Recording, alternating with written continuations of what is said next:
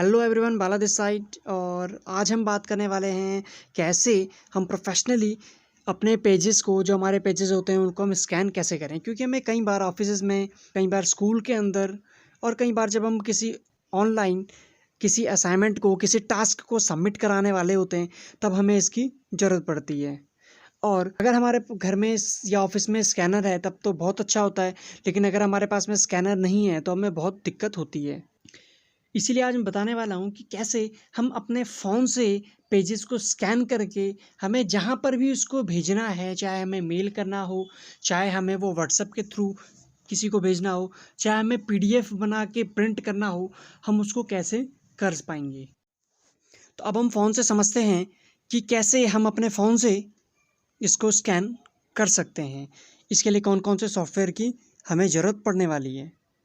तो हम चलते हैं। देखो, हमारे फ़ोन के अंदर एक प्ले स्टोर होता है जहाँ से हम सभी सॉफ्टवेयर को डाउनलोड करते हैं। हम प्ले स्टोर में जाते हैं, प्ले स्टोर पर क्लिक करते हैं और कुछ इसका इंटरफेस इस तरीके से आता है। हम ऊपर search for apps and games में सर्च करते हैं कैम स्कैनर।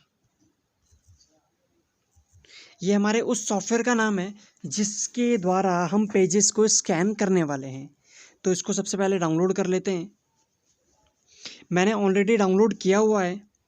और जब आप डाउनलोड कर लेंगे तो आपके सामने सबसे पहला जो इंटरफेस आएगा वो इस तरीके से आएगा।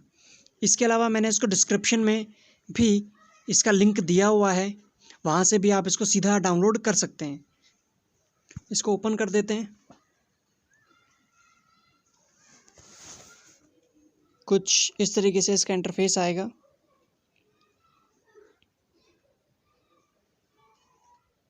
ये कुछ सेटिंग्स के लिए परमिशंस मांग रहा है, तो हम इसको परमिशन दे देंगे।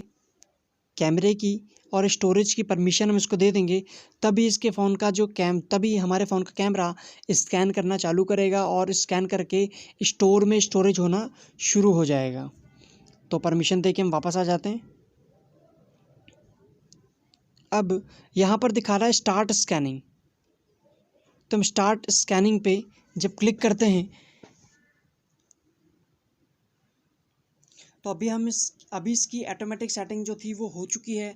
हम इसका सबसे पहला सैंपल लेते हैं किसी चीज़ को स्कैन करके। अभी देखिए, इसमें ये जो है ये सिंगल पेज को स्कैन करने के लिए है।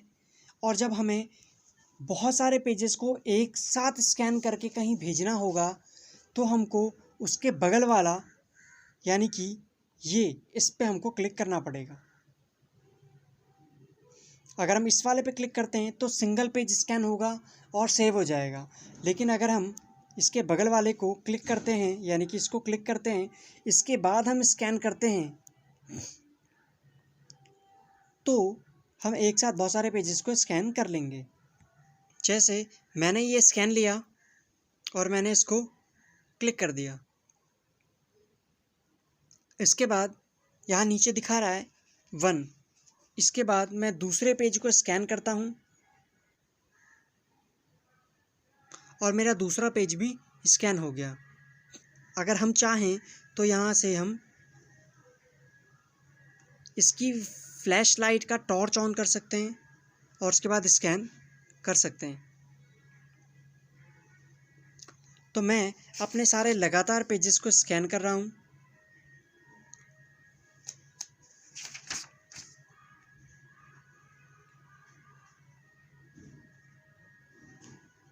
अब स्कैन करने के बाद में मान लो कि मेरे टोटल 5 पेज होते हैं। स्कैन करने के बाद मुझे यहाँ पर क्लिक करना है।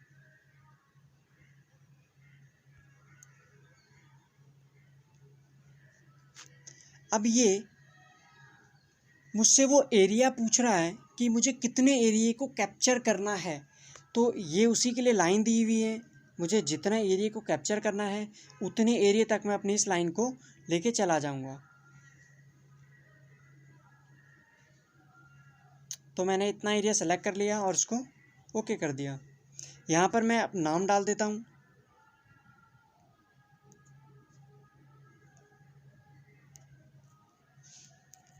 फाइल 1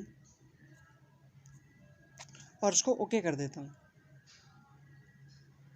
अभी हर एक पेज में उसका जितना भी साइज़ वो लेने के लिए बोल रहा था कि आपको इतना कैप्चर करना है, उसको मैं यहाँ से चेंज कर सकता हूँ।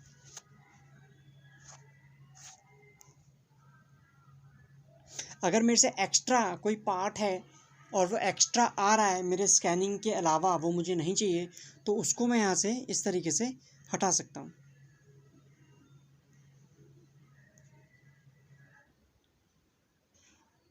स्कैन होने के बाद मेरी ये पूरी फाइल जो है वो बन चुकी है, जिसमें टोटल 5 पेजेस हैं। अब मुझे इसको PDF में कन्वर्ट करना है, तो मैं यहाँ से PDF पे इसको कन्वर्ट कर सकता हूँ और यहाँ से ये PDF में कन्वर्ट हो चुका है। अब मैं इसको यहाँ से जहाँ पर भी मुझे शेयर करना है, मैसेज में, जीमेल के थ्रू, या मुझे अपने ड्राइव में डालना है, या मुझे अपने व्हाट्सएप से भेजना है, या शेयर इट के थ्रू मुझे कहीं पर भेजना है, तो मैं इसको भेज सकता हूँ।